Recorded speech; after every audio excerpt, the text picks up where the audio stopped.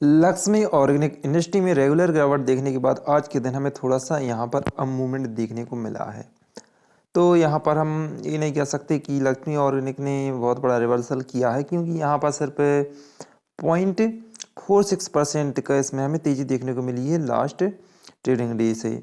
तो यहाँ पर जो लक्ष्मी ऑर्गेनिक जो इंडस्ट्री है, इसने अपना, हम यहाँ पर यह कह सकते हैं कि एक सपोर्ट लेवल क्रिएट कर दिया है जब तक इसका जो Q2 का रिजल्ट है वो नहीं आ जाता। यह शेयर अभी इसी प्राइस पर मतलब करीब 210 से 220 के आसपास ट्रेड करता हुआ नज़र आएगा।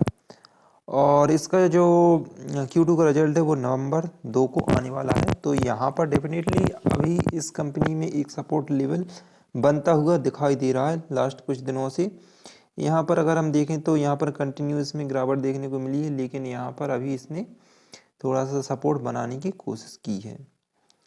और 1 मंथ का चार्ट देखें तो यहाँ पर इसने डाउन ग्रोथ ही दिखाई है। यहाँ से अभी ये शेयर भले ही मार्केट अब मूवमेंट दिखा रहा है, जो सेंसेक्स से अप जा रहा है, लेकिन लक्ष्मी ऑर्गेनिक इंडस्ट्री में इसका कोई प्रॉफिट देखने को नहीं मिल रहा है। यहाँ पर 1 मंथ में हमें लगभग 6.5% का माइनस में रिटर्न देखने को मिला है।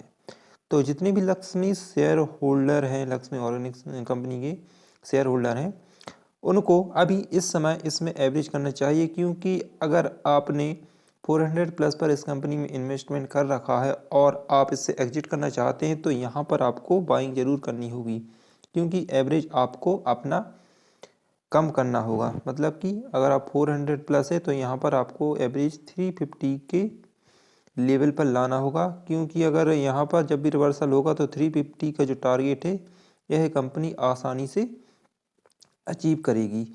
अगर हम लास्ट 6 मंथ का देखें तो यहाँ पर देखिए 383 का इसने टारगेट हिट किया था 14 सितंबर को। तो यहाँ पर अभी कोई ज़्यादा दिन नहीं हुए हैं और यहाँ पर भी अच्छी खासी इसमें गिरावट आई थी 283, मतलब कि 300 के नीचे यह शेयर ट्रेड कर रहा था और यहाँ पर अच्छा खासा रिवर्सल दिखाया 383 के आसपास और यहाँ पर फिर से गिरावट आ गई है। तो यहाँ पर आपको करना क्या है, एवरेज करना है जिन्होंने 400 प्लस पर इन्वेस्टमेंट कर रखा है। और जो न्यू इन्वेस्टर हैं, मतलब कि जो इसमें अभी पोजीशन बनाना चाहते हैं, तो यहाँ पर अभी पोजीशन बनाना ठीक नहीं होगा।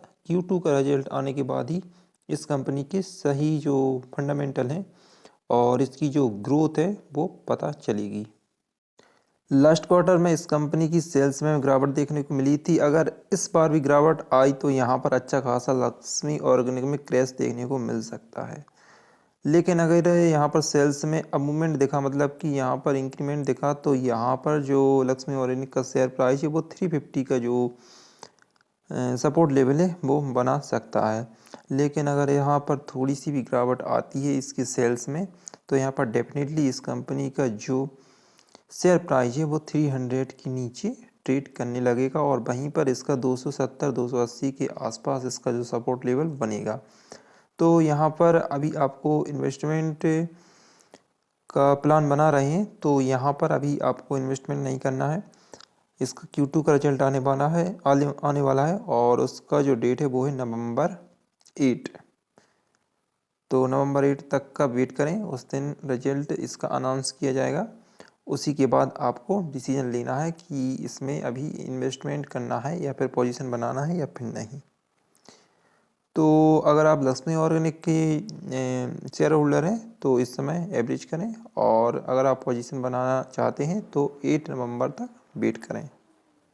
वेट करने में आपका फ़ायदा यह होगा कि अगर इसमें जो सेल्स है अगर कम होती है तो डेफिनेटली जो शेयर प्राइस है वो नीचे की तरफ आ जाएगी। तो यहाँ पर आपको अच्छा खासा पोजीशन बनाने के लिए एक लो लेवल पर अपॉर्चुनिटी मिल जाएगी। तो लक्ष्मी ऑर्गेनिक के बारे में मैंने जो इम्पोर्टेंट डेट और इम्पोर्टेंट जो बातें थी वो बता दी हैं। अब चलिए हम टाटा पावर पर भी नज़र डाल लेते हैं। अगर आपने टाटा पावर कंपनी में इन्वेस्टमेंट कर रखा है तो डेफिनेटली इसमें अभी होल्ड करना चाहिए और अगर आप न्यू इन्वेस्टमेंट का प्लान बना रहे हैं तो यहाँ पर आप पोजीशन भी बना सकते हैं। हालांकि मैंने लास्ट वीडियो में यहाँ पर बहुत नीचे पोजीशन बनाने के लिए भी बोला था, यहाँ पर भी मैंने बोला था कि पोजीशन बना सकते हैं और यहाँ पर भी बोला था पोजीशन बना सकते हैं। लेकिन टाटा पावर एक ऐसी कंपनी है जो कि अगर आपको 225 पर भी मिल रही है तब भी आप इसमें पोजीशन बना सकते हैं। इसका कारण है इसका फंडामेंटली स्ट्रॉन्ग होना और इसकी न्यू बिजनेस प्लान और न्यू इन्वेस्टमेंट्स। इसमें बहुत सारे इन्वेस्टमेंट लास्ट मंथ में कर रखे हैं। तो यहाँ पर अगर आप इस प्राइस पर भी पोजीशन बनाते हैं तो आपको इसमें कोई भी जो लॉस है वो इन फ्यूचर देखने को नहीं मिलेगा, लेकिन थोड़ा सा लॉन्ग टर्म के लिए आपको होल्ड करना पड़ेगा। अगर हम रिसेंटली हॉट स्टॉक्स की बात करें तो यहाँ पर टाटा पावर एक ऐसा स्टॉक है जो कि इसका नाम भी इन हॉट स्टॉक्स में आता है। तो यहाँ पर जैसे मारुति सुजुकी, वेदांता, बंधन बैंक और टाटा पावर का अगर हम देखें तो यहाँ पर जो भी हॉट स्टॉक्स हैं उनमें टाटा पावर का नाम जरूर देखने को मिलता है। यहाँ पर आप देख सकते हैं, यहाँ पर हम कोई भी न्यूज देख लें तो यहाँ पर टाटा पावर को बाय करने के लिए ही बोला जाएगा। तो अगर आप इस कंपनी के शेयर होल्डर हैं या फिर इस कंपनी में न्यू इन्वेस्टमेंट करना चाहते हैं तो यहाँ पर आपके पास एक अच्छी अपॉर्चुनिटी है जिसमें आप इस कंपनी को या फिर इस कंपनी में इन्वेस्टमेंट करके अच्छा खासा रिटर्न कमा सकते हैं। इस कंपनी का फंडामेंटल बहुत ज़्यादा स्ट्रॉन्ग है और यह है टाटा पावर टाटा ग्रुप की कंपनी है, तो नो डाउट फ्यूचर भी इसका ब्राइट है। और इसका जो फ्यूचर है वो रिन्यूएबल एनर्जी में है, तो रिन्यूएबल एनर्जी का फ्यूचर ही आने वाला है, इसलिए टाटा पावर का भी फ्यूचर ब्राइट होगा। यहाँ पर आपको यह शेयर इन फ्यूचर मल्टीप्लायर बनता हुआ दिखाई देगा।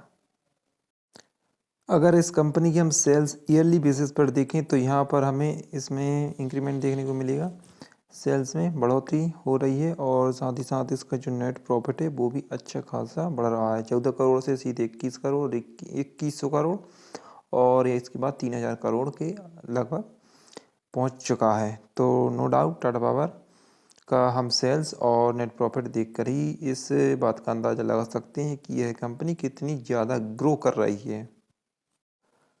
हालांकि क्वार्टरली रिजल्ट में इसमें हमें लास्ट जो क्वार्टर रिजल्ट आया था सितंबर 2022 में, उसमें थोड़ा सा डाउन मूवमेंट देखने को मिला है जून 2022 के कंपैरिजन में, लेकिन उसके पहले यहाँ पर हमें अच्छा खासा तेज़ी देखने को मिली थी।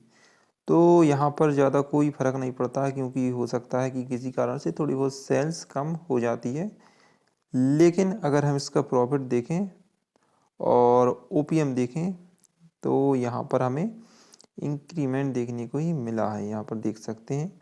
और जो ओपीएम है ऑपरेटिंग प्रॉफिट मार्जिन वो भी यहाँ पर बढ़ते हुए नज़र आए हैं। तो डेफिनेटली इस कंपनी को अगर आप होल्ड करते हैं तो इन फ्यूचर अच्छा खासा मल्टीबैगर रिटर्न आपको दे सकता है। और साथ ही अगर आप न्यू इन्वेस्टमेंट का प्लान बना रहे हैं तो नो डाउट इस प्राइस पर भी आप पोजीशन बना सकते हैं। तो यहाँ पर मैंने जो इम्पोर्टेंट पैरामीटर थे लक्ष्मी ऑर्गेनिक के लिए और टाटा पावर के लिए वह बता दिए हैं। तो अब हम उस स्टॉक के बारे में भी जानकारी ले लेते हैं जो कि 1:10 का स्प्लिट दे रहा है। इस कंपनी का नाम है urban India limited. Urban India limited 1:10 का स्प्लिट दे रहा है। तो यहाँ पर अगर आपके पास इस कंपनी का एक शेयर होगा तो स्प्लिट के बाद 10 हो जाएंगे और 10 शेयर होंगे तो स्प्लिट के बाद 100 शेयर हो जाएंगे। तो अगर आप इस कंपनी में इन्वेस्टमेंट करना चाहते हैं तो अभी आपके पास एक चांस है, आप इसमें इन्वेस्टमेंट कर सकते हैं। और इसकी जो एक्स स्प्लिट डेट है वो अभी अनाउंस नहीं हुई है, तो यहाँ पर जब भी अनाउंस होगी आपको बता दिया जाएगा। लेकिन जो अर्बन इंडिया लिमिटेड है उसमें इन्वेस्टमेंट करने से पहले इसका जो फंडामेंटल है उसके बारे में भी एनालिसिस ज़रूर कर लें, क्योंकि किसी भी शेयर में इन्वेस्टमेंट करने से पहले उसका फंडामेंटली स्ट्रॉन्ग होना बहुत ज़रूरी है। और आपको भी यही करना है, सबसे पहले किसी भी कंपनी में इन्वेस्टमेंट करने से पहले उसका जो फाइनेंशियल रिजल्ट है या फिर क्वार्टरली रिजल्ट है वो कैसे आ रहा है इसके बारे में पता करें, और उसका जो फंडामेंटल और जो मैनेजमेंट है वो कैसा है उसके बारे में भी जानें। उसी के बाद आपको इस कंपनी में इन्वेस्ट करना है या फिर नहीं इसके बारे में डिसीजन लें। तो गाइस अब मिलते हैं अगली वीडियो में, तब तक के लिए गुड बाय।